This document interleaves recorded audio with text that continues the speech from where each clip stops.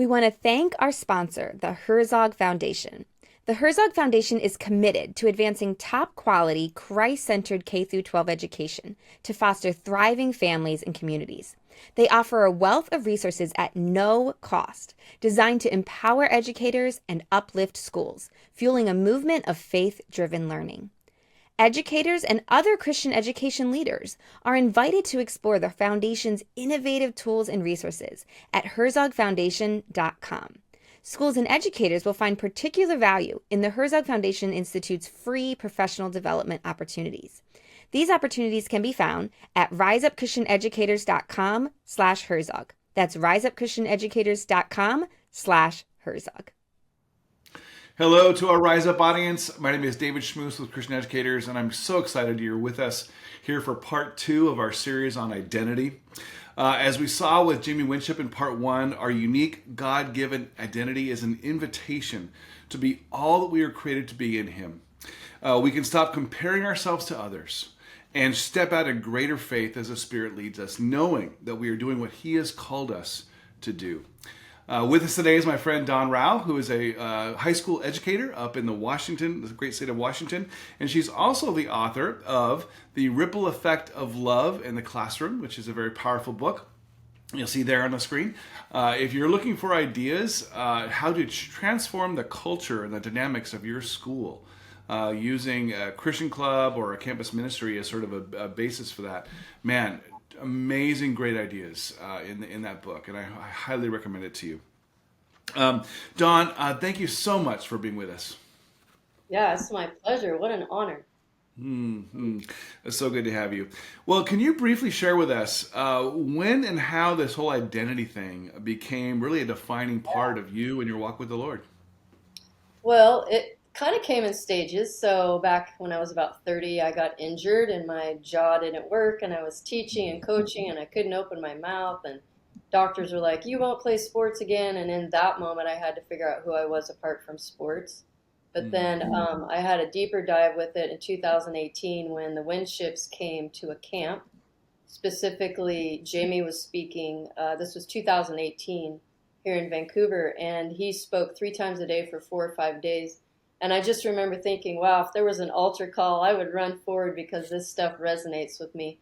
But it wasn't that kind of a talk. It was just like how to find the truth of who you are. And he was giving words to the things that I was already doing in my classroom.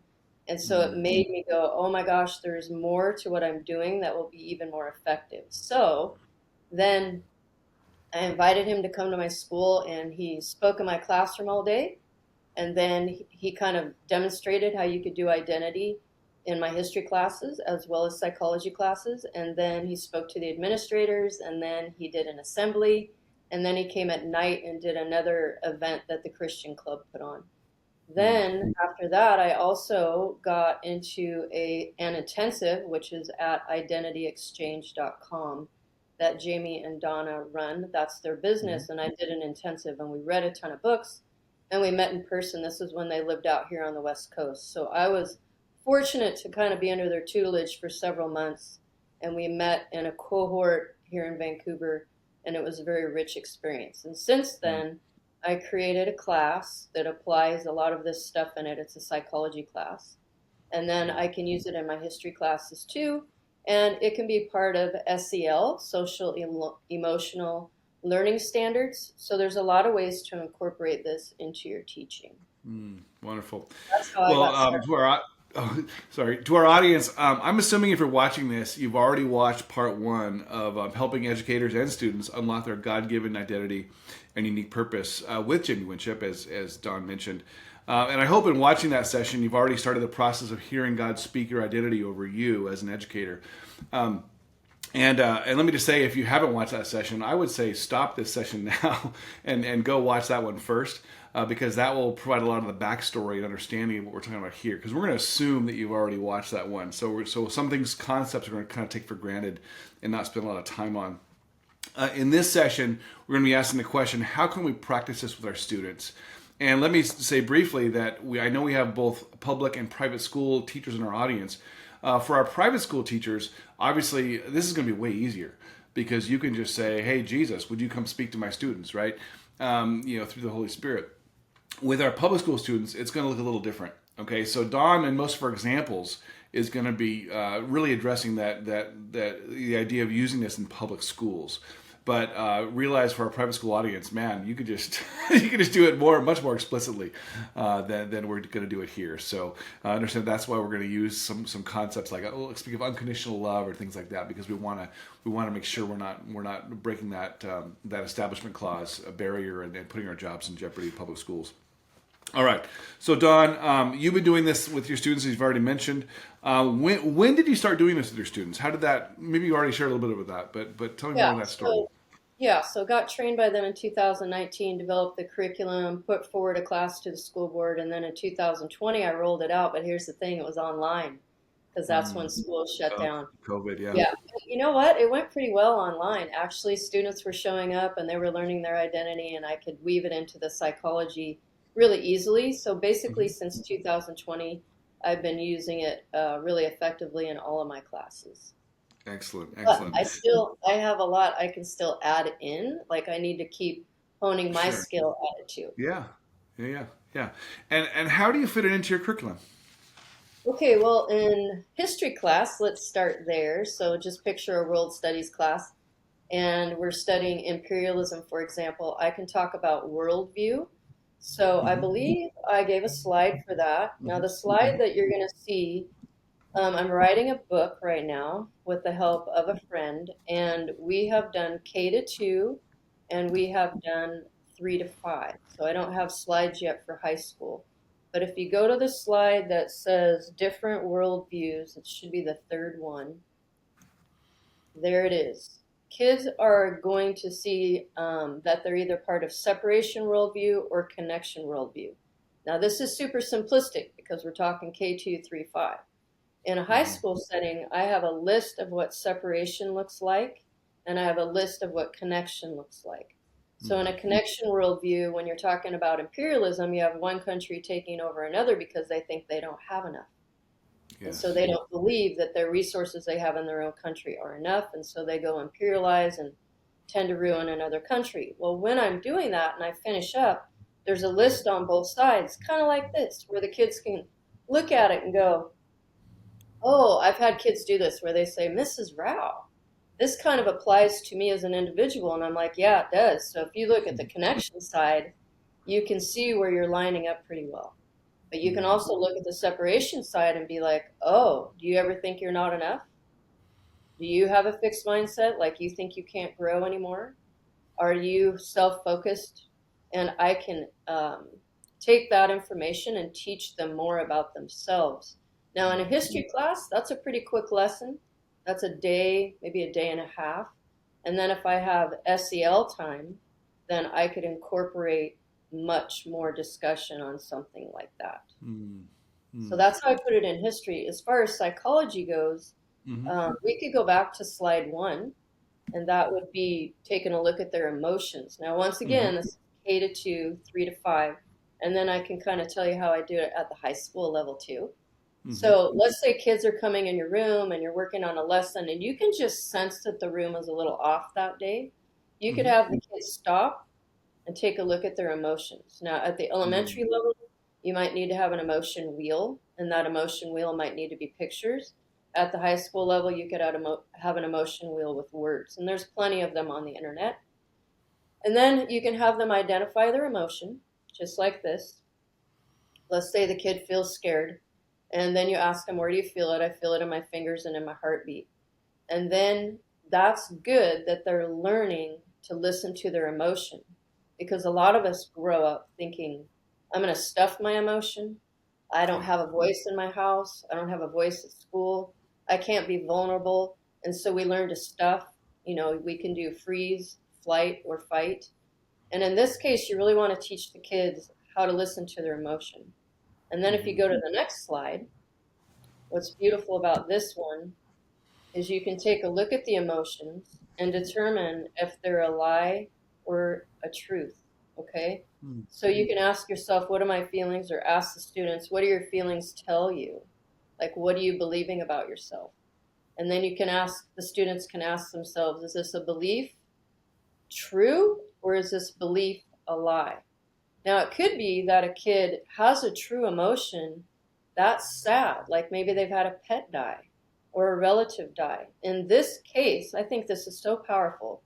You can have them go to like their quiet space in their head or their safe place, as teachers call it in SEL. And maybe it's grandma's house, maybe it's their bedroom. For me, it would be outside in my garden with the sunrise. Maybe it would be at the beach. Maybe it would be on a bike ride, whatever that is for the kid, and Mm-hmm. have them go to that place. And then if it's a true emotion, like they're sad because somebody or a pet died, then you say, what would love say? And then you Mm-hmm. teach them to give that burden over to love. Mm-hmm. Okay? And then you can ask, well, what would love do with that? So you give them the grief, you give love grief, you give love sadness. Now, if it's a Christian class and you're in a private classroom, private school setting, you can say, give it to Jesus. You can Mm-hmm. say right away, you don't have to beat around the bush about anything. And so, in order to do this in the public school, I need to teach love. Like, I need to teach what unconditional love is, which Mm-hmm. is love that's not earned, that you're good the way that you are. You don't have to strive to earn anything. And Mm-hmm. so, a lot of times when kids and even adults do this, they give it to love, and then love does something with it. Like in the case of it being a real emotion, like sadness, maybe they feel a hug. Maybe they picture grandma hugging them. Maybe they picture a friend listening to them. They're all going to have a different idea of what that looks like because love is going to meet them all individually in a very Mm-hmm. beautiful way. Then, Mm-hmm. after they give it over, and then love will give something back, like peace, even joy in the middle of the heartache. Mm-hmm. Now, if it's a lie, okay, this is where it gets a little different. They're back in their safe place. And then you ask love again, what would love say about what you're thinking, about your belief? And give your lie to love. Like, I'm always going to be sad. I'm never going to have good things happen to me. I've had 5 bad things happen to me. I'm never going to be okay. And then you take that lie, you give it to love, and imagine what love would do with it. Now, a lot of times, what love does is like if it's a paper the kid hands to love, love crumples it up, throws it away, or love tosses it over the shoulder, or love puts it in a river and it floats away. So, once again, kids are going to get a different image of what love will do with a lie. And if it's Jesus, he probably won't even honor the lie. He probably won't even look at it. He'll probably step on it, burn it, throw it, put it in a Mm-hmm. river, etc. Yeah. Then So, there's oh, keep going. then the last step of that one is Mm-hmm. ask what love is going to give in return. So if it's a Christian room, what is Jesus going to give you in return? So you give that lie, then I'm always going to be sad. I'm never going to be okay. My life is always going to be a mess. And then you listen to Jesus, and what does he say? And he says something like, I'm with you in this hard time. You will get through it. I love you. I'll never forsake you. Now, if it's love and you can't use those terms in the classroom, you might hear kids say things like, okay, I gave my sadness to love, and then love told me that I'm strong, I'm Mm-hmm. resilient. This is making me a better person. I'm going to learn from this trial. Those are the kind of things I would hear in public school. Okay, so just to back up a bit, Don, because that went kind of fast, but this is sort of the core, one of the core things we're wanting to communicate here is you can actually invite the Holy Spirit into your public school classroom by using this method. And I know there are some out there that might think, oh, isn't this sort of uh, new agey or weird or opening us up to various spirits? Jamie and I talked about that in the first session. So if you haven't watched that, go ahead and watch that. But what I will say, and I think Don you reiterate this, confirm this, is that when you invite the Holy Spirit to operate in your classroom, remember, greater is He that is us than he that is in the world, right? When you invite Him to come in, and you say, okay, students, imagine unconditional love coming into your imagination, into your mind's eye, if you will, and invite him to do, or invite unconditional love to do what he's going to do with your lie or your feeling. We have found over and over and over again, those that have done this, that for Christians, for Christians, he often appears as Jesus. Okay, so the Christians will sometimes see Jesus or some kind of manifestation that is very much a biblical, imagery. Whereas non-Christians will sometimes see light, or they'll sometimes see, as Don mentioned, like their grandmother or someone that they just identify as a very loving person in their life. And so what we don't see when we do this is demonic or satanic or things like that. And so we just we invite you to try it. It's not, if you want to kind of get biblical chapter and verse, look at the Jamie Winship interview. We talk about some of that stuff in there. But we just say, hey, in the public schools, any way we can get Jesus in there, let's try it. And some of these SEL curriculums, or requirements, SEL requirements, give freedom, give space, to do some of these, mindfulness activities, things like, well, this could be, this could be your mindfulness activity, right? What emotion are you feeling? Well, how, okay, invite unconditional love, and then just let them go through the process of seeing what unconditional love does with this feeling or this thing that you're believing. And what do you get in return? And just see what happens, and trust and have a little faith, that God is bigger than the enemy in this. And so, and then you would add to that explanation, Don?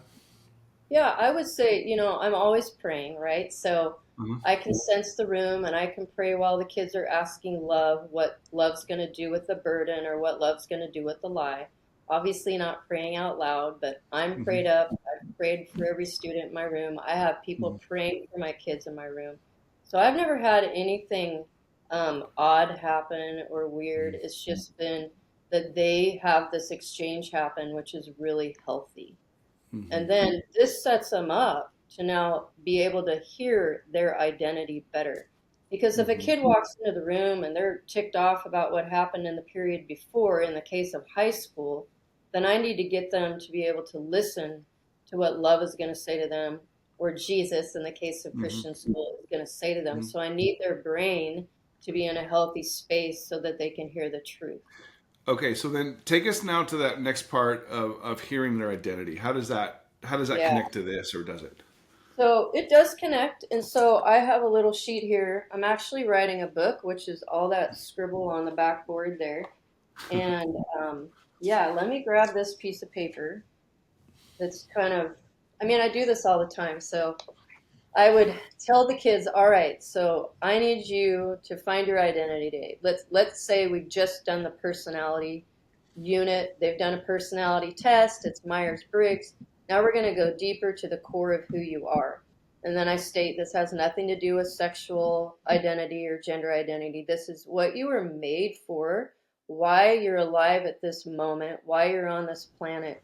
And finding your identity gives you great joy and passion. So it's going to fuel you to do things that make you excited about getting out of bed in the morning. And it's going to make you resilient. But we can talk about the benefits of that later. So basically, I give a little speech like that. It's not very long. And then I say, all right, guys, here's what we're going to do. We're going to close our eyes, and I'm going to ask love to tell you who you are at the core. And then I let them know. If a negative thing comes in, you say, no, I'm not going to listen to that because love is only going to give you a positive thing. And so then after I make that statement, then I ask love to come in and fill them up and tell them something about themselves. Now, they might get a really general statement like, I'm kind, I'm a good friend. And so that's a good starting place. And then as we work on identity, I try to work with each kid so they hone it in so it's super unique because every single person is going to be unique like a snowflake is, right? Like everybody's supposed fingerprints are different. So your identity is going to be unique. And I also tell them this, which I think is so important for the time we live in. We've had a lot of suicides in my district. I emphasize that whatever you carry is what we need from you. You are on this planet right now for such a time as this, and we need what you carry. So if we go into group work and you're the organizer, then we're going to call on that identity in you. You're the encourager of your peers, then you're going to encourage us as we work on this project. You're the problem solver, then you're going to be the one that when we hit a roadblock, you're going to go, wait a minute, let's try this. So it's really fun when kids understand their identity, because then they might not be particularly fond of a peer that they're put with, but then when they remember their identity, they'll go, oh, I see the value in you and how you're going to help this group and how you're going to help this classroom and how you're going to help this sports team. So I do this with teams too. And it's really beautiful because teams usually have a pretty good culture. And so they are ready to encourage each other. And I do want to say something too, that you need to do this once you've established good classroom culture, because your classroom needs to be safe before you take on something like this. The kids really do need to trust each other. I've never Yeah. had anybody get on their phone and say, oh, you sure heard what Jeffrey said. No, never. They honor one another in activities like this, and they see the beauty come out of one another, and it's really beautiful. So I do that. I have them get quiet. They get their word. Then if there's any brave kids at the high school level, elementary would look different. At the high school level, I have brave kids. They raise their hand. They go around the room and they share. And then before you know it, because enough kids have shared, then everybody wants to share because they see the value in it. Now, there might be 5 or 6 kids that still don't want to, and there might be 5 or 6 kids that still didn't hear.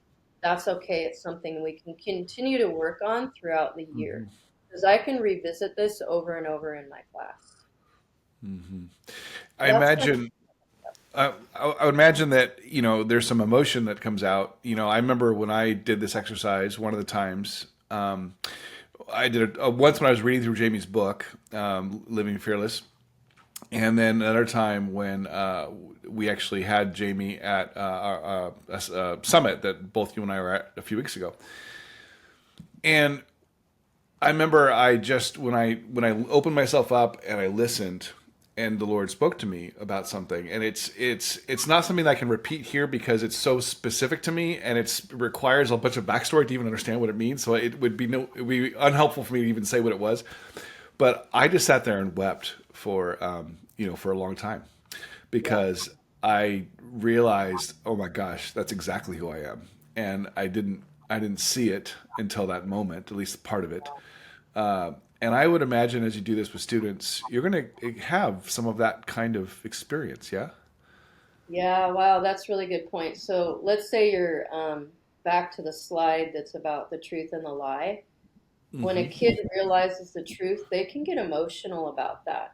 Or they give the burden over to love, and love does something really beautiful. Yeah, I have had students have emotion that's really strong. And then, of course, they don't share in that moment. So you can also handle it by everybody write down what you're feeling, write down your identity. And then after they write it down, I have them turn it in, and I can take a look at them and help them to refine them, but I can also help them work through the emotions if needed. Now, you don't always have time to do that in class period. So Yeah. honestly, sometimes kids will say, hey, can I come talk to you? Now, that's up to you if you want to go that far. That would be a lunch conversation, um, or after school or something like that. But Yeah. typically, it's a happy tear because they're realizing the beauty about themselves, and it just Yeah. drives something so deep within them that Yeah. they're overwhelmed. Yeah. Yeah. And I imagine there's some teachers out there listening to this thinking, wow, that sounds like a very special and unique classroom culture and environment and situation that Dawn has there. Not sure this would work, honestly, in my situation, or not sure that I wouldn't, get in trouble. Trying to do something like this. I don't know if you have anything to share to say to those teachers that might be having that anxiety of like, well, I love to unlock my students' identities and invite Jesus and unconditional love into my classroom, but I'm not sure I'd have a job the next day if I did this. Any thoughts on that, Don? Well, yeah, first of all, I get anxious and I feel that, but I also know that it's going to be so beautiful that I have to push through it. And who's operating the classroom? The Holy Spirit, right? So I have to really rely on him and be very attuned to what's happening in the classroom. There's nothing illegal about this. It's straight up SEL.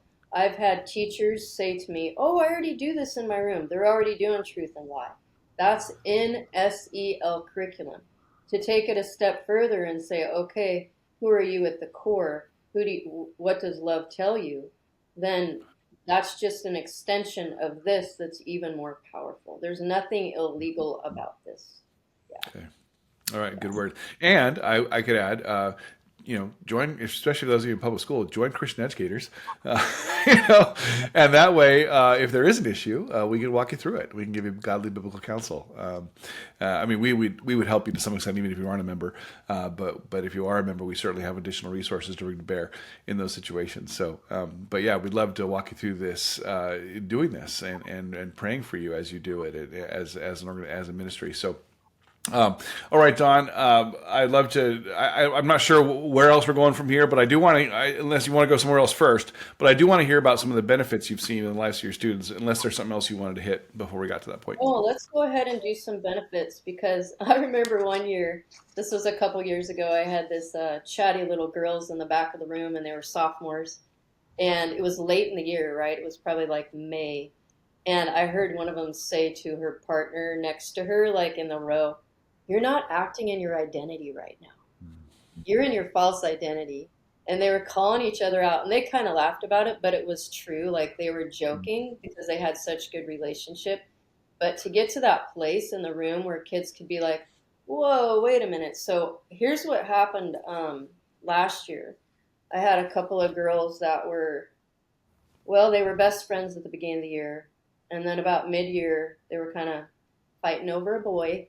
And so then they started to dislike each other. And at semester, they were still in the class together. And I was like, oh man, this is getting kind of tricky.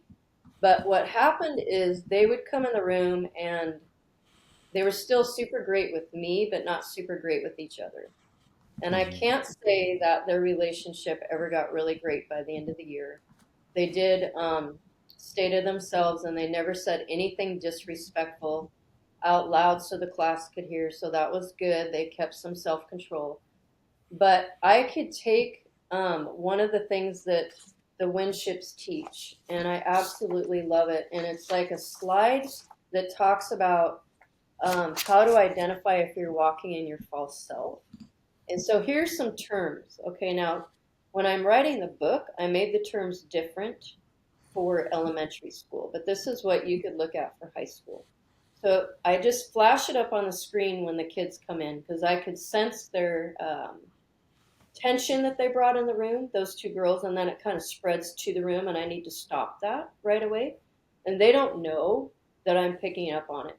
So I just act like it's another day, we're going to review this, and I throw this document up on the screen, and it's about how to find out if your false self is activated. And then I just ask these questions. Okay, is anybody in here feeling, and I don't have them raise their hand, I just have them self-reflect. Is anybody feeling fearful, anxious, offended, competitive? Are you comparing yourself to somebody? Are you shutting down? And then I'm transparent. I'm like, guys, that's one that I'm good at. If negative stuff happens around me, I tend to shut down and don't say a word. Are you jockeying for position, trying to be better than somebody else, and you want to win something and hurt your friends just because you'll get position?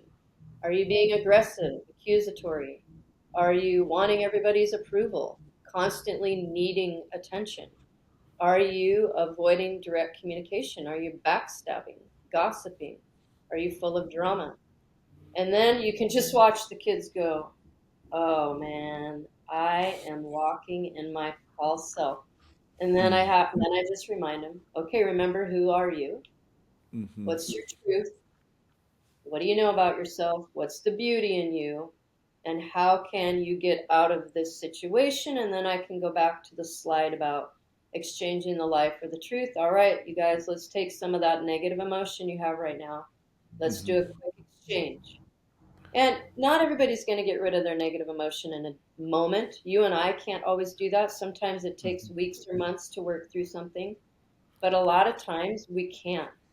And that's one of the beautiful things about this identity training. Yeah, amazing. You know, it's funny. This is, a few years old, this idea now, but when I first came on as executive director of Christian Educators, SEL was all the rage and all the controversy, right? It was so many people were against it. So many people, this is what we need to do. Everyone had their opinions. And I remember thinking to myself, well, in a perfect world, would schools just focus on, reading, writing, arithmetic, and just leave that to parents and churches? Yes. In a perfect world, yes. But realize we're not in that world. We're in a world where school systems are dealing with countless, a tremendous increase in suicides, in mental health crises, gender confusion, all this stuff. And we, as believers, have resources that they don't have to understand the whys and the hows and to get help on these issues. But put yourself in the position of a non-believing school superintendent, school board member, principal, whatever, and realize, what are they supposed to do? Right? They're not believers. They don't have the resources we have. They see their kids killing themselves. They're going to do something, right? And SEL is essentially what they're doing to try to address that issue. So rather than sort of bemoan it and say, "Oh my gosh, that SEL bad," and I get it, there are SELs out there that are terrible, right? And that we should definitely reject. But think of SEL as an opportunity to say, okay, the school system is trying to address these mental health issues. We might have an answer for that, right? And this, I think, is one of those answers, right? This is an opportunity for us to say, okay, you want SEL? I'll give you SEL, right? Yeah.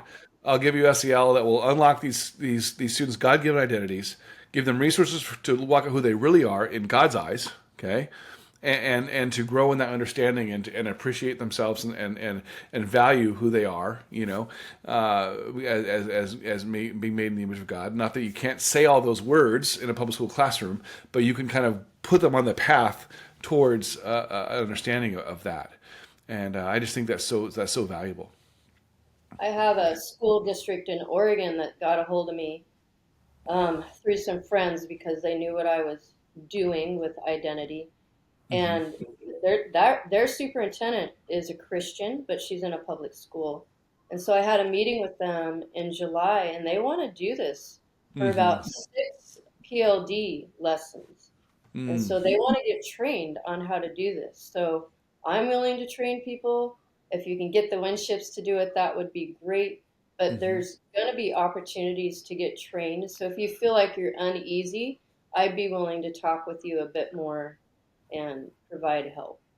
Wonderful. Dawn, what are some of the typical is the wrong word because these are all unique, but what are some of the identities that you have heard students receive about themselves? Help those of you those are our audience members who are still struggling to kind of get their mind around what this is. Can you help them kind of maybe hear some of those identities that you can recall? All right. So I pulled up my phone because I have a list of them here. This is from one of my classes. Positive influencer, multitasker, supportive friend, humble daughter, serene, giver of light and joy, shepherd of hearts, lover of people, wall breaker, charismatic inspirational leader, organizer planner, lover of animals, designer, advice giver, loyal friend, passionate creator of clothing, loved son, passionate sports fan, passionate athlete, devoted daughter and sister, free-spirited, pastor shepherd, capable, non-judgmental, deep thinker, quiet leader, and joy giver. Wow. Wonderful. Yeah. And I think we should probably say that obviously these identities aren't the only thing that the Lord is ever going to say over us, right? I mean, we have many identities that are unique to us. We walk in, and as the Winships have taught, when they think identity, they think, my identity is a child of God. Well, that's true, but that's true of all of us, right? That's more of like a position or a place we have, like under Christ. We're all children of God, right? We're redeemed, we're sanctified. All those things the Bible says about us are true. But beyond that, there is a unique identity that each of us carry that's unique to us, right? Not all of us are, reconcilers, or not all of us are wall breakers, right? Or, whatever. And but even beyond, even with that, those there are multiples of those that we carry and we walk in. And so what I love about this is it's a process of discovery of like, okay, Lord, I carry unique identities. Which one am I walking in now, or which one are you inviting me to walk in now, or which one are you calling me to walk in this particular situation or in this relationship? And so there's just a whole, unlocking of this that I think is just so beautiful, because when God speaks these things over you and invites you to step into them, it's like, okay, Lord, it's on, right? Like, let's go. I'm ready, because this is what I do, right? Yeah, I can share a story that kind of happened to me. Yeah, Um, please. I mean, I have so many stories, even about myself from this identity stuff, but Hmm. I am now author, so I need to own that, and I'm writing Hmm. a second book. So if I go back in my life, in elementary school, guess what I did all the time? I wrote stories, Mm. constantly wrote stories. And so here I am in my 50s, and that identity was planted in me probably at birth, but it didn't Mm. really come to fruition until my 50s. So a lot of your identities are for the long haul, and some Yeah. of them, yeah, some come in seasons. So, like Yeah. you're a mom or a dad, you're going to get some different identities while you're a mom and a dad. Some come and Hmm. go, some are for a lifetime. I'm always hearing new ones, and you have to pay attention too to what people say over you. This is a step I forgot. So let's say I'm in the public classroom and I'm Uh-huh. asking kids to hear their identity. I say things like, what's something that your aunt or your grandma or grandpa has said to you your whole life that really encouraged you? That's probably centered around your identity. So we're Mm. really good at hearing negative, even Christians, like we will hear the negative voices all the time. So that's why we do those exercises, where we try to get rid of the negative emotions so we can hear better. And then Got the it. truth will come in. Yeah. So that's important to know that can have many. Yeah, and one thing I would also advise as you do this in your classroom is to actively silence the voice of the enemy. Say a prayer before your class period. During while there aren't no students in your room, say it out loud. I silence the voice of the enemy in this room. And invite the Holy Spirit to come, as Don shared earlier, to superintend and to cover this process. So, Don, what are some other benefits you see of doing this with your students? Well, one of my favorite ones is resiliency. Mm. So bullying is a big thing, and the comparison on social media, and kids can get attacked in a day, in a minute. Somebody could take a picture of them, post it, and then everybody's on that kid, and then before you know it, they feel depressed. So we want to stop all that. We don't want that kid to even go there. So I'm walking in the fact that I'm a loyal friend, and then all of a sudden somebody talks smack about me. I can go, no, no, I know that's not true. It Hmm. is confirmed in me. I have heard love speak to me. I know the truth of who I am. So it's going to build resiliency. And for the elementary book, I'm kind of looking at the book we're writing over here. They're going to be able to focus better in the classroom because they're happy with who they are. Yeah. So all that negative stuff is going to be kind of off. This, even if they're in a hard day, they can still come into my room and go, oh, this is where I'm safe. This is where I really know who I am. Hmm. And they can work through the negativity and hear better. Hmm. They can be flexible and hear others better. They're also going to be more creative. So those creative juices are going to flow better. And they're going to have Hmm. that growth mindset that education is always talking about.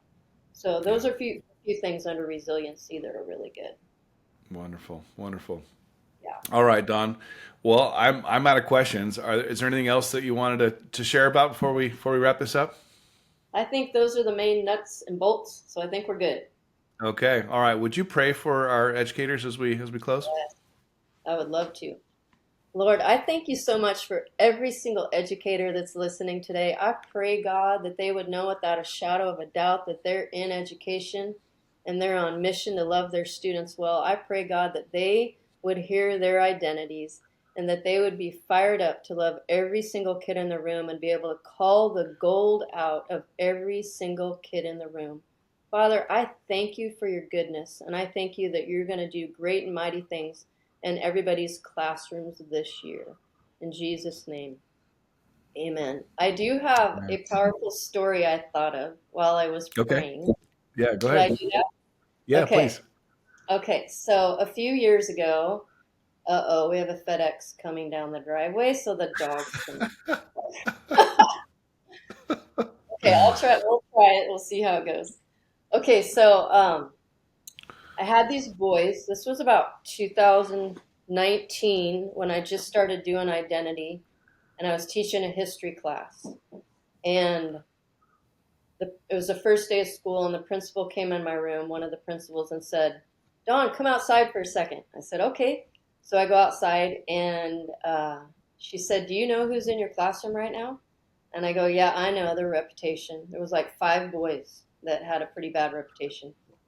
And then that same day, in that same period, the dean of students came down and he pulled me outside and he goes, "Do you see who's in your room?" And I'm like, "Yeah, I know." And then it was either that day, I don't think it was that day, it must have been the next day because our classes are pretty short on the first day of school. And the security guard came in. She didn't pull me outside the room. She just whispered in my ear, "Do you realize who you have in your room?" I'm like, "Yeah, I know, I know." Now, I had to consciously have a lot of patience. These were pretty rude, rambunctious sophomore boys that formed a little gang. However, I knew one of them, and I knew his family a little bit, and that was helpful. And I just kept praying, "God, you got to show me the gold in these guys, especially 2 of them that were kind of the ringleaders." I'm like, "I got to see gold. You got to show it to me." So it took a few weeks. And then one day I said to the boys, "Can I talk to you guys for a minute? My prep is next period. Can I call your teacher and have you guys stay around?" I said, "You're not in trouble. It's not about that. I just want to sit and talk to you for a minute." They're like, "Yeah, we don't want to go to science." And they had the same class. I couldn't believe it. School of 1600. I said, "Okay, I'll call your teacher." She's like, "Yeah, keep them.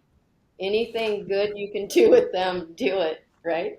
So I sat down at a desk. They were seated across from me. And I looked at one of them and I said, "This is what I see in you." And it was all these beautiful, great qualities. And then I did it to the other boy. And, I still get goosebumps thinking about it. And they were just super receptive, super thankful. And then as time went on, the one boy ended up having the top score on the final at the end of the year. And I was like, wow. So what happened is because I called the gold out of him and he knew I was sincere, he started to really respect me. And we teased each other and we ribbed each other, but all in fun. And they learned what the limits were because they could cross limits like that. And so they started not pushing boundaries. And by the end of the year, the other kid who really struggled with all kinds of things in his life, he passed. And that was a good goal for him. So I'm here to tell you that when you start to call life out of students and speak life over them, it can make them like your class and do Yeah. well in your. Yeah, for sure. I know we already closed in prayer, but like I got one more question just kind of comes up as we're sitting here Okay. is because I'm just trying to put myself in the mind of those watching, and I know there's probably someone out there asking this question. That's all great for academic, improvement and classroom culture, but do these students find Jesus? Um, by doing this? Because I mean, obviously, in the public school, we can't really close the deal in normal ways. So is there spiritual fruit for eternity of doing this? Okay, great question. That's not my responsibility. That's the Holy Right. Spirit. So I have to kind of let that go. But here's what I can tell you what I see happen. "Hey, Hmm. Mrs. Rao, can I talk to you at lunch?" "Hey, Hmm. Mrs. Rao, can we meet over the weekend?" And even then, I have to be extremely careful. Now, if I'm a youth leader, which I have been most of my career, then I can put on the youth leader hat and maybe take Hmm. it from there. But I can have really deep, meaningful conversations with the kids without saying Jesus, even off campus, right? Yeah. But what I will tell you is that I'm the advisor of the Jesus Club, and Uh-huh. that's also academic support time. And kids will know that club's meeting, but they know that I'm in there for them for academics. So they will come in and act like they're doing academics, and you can tell they're paying attention to my club leader. They're paying Mm. attention to the guest speaker. So all I can say is we're in the business and education of planting seeds, and then I just have to let it go. Hmm. Now, I've seen a lot of kids come to Christ at our events that my Christian leaders put on. And Hmm. sometimes, a lot of times, those are kids that have been in my classroom and they love the vibe that's in my room. And so they're like, all right, I'll go check out that event. And then before you know it, they're getting wrecked in front of my eyes and they become a Right. Christian. Right. Right. Or somebody in my class invites them to church, or some Yep. Christian in the class comes alongside them. So I have to kind of let it go and just let God take care of it. I don't want to lose my job. That's right. That's right. Yeah, we serve a great big God who's more than capable, right, of harvesting the seeds that He plants through us, right, and handling that process. So, all right, well, wonderful. I just want to, if you guys want more from Dawn, I just encourage you to get her book. Also, in the links below, I've included a link to a podcast that she was on with our mutual friend Jessica Glover of Kingdom Educators. Encourage you to also to check that out. And again, thanks for being here. Hopefully, these 2 sessions on identity have been super helpful for you, and I think they will be helpful for your students as you apply them. We're so appreciative of your just being with us here at the Rise Up Summit. Have a wonderful rest of your day.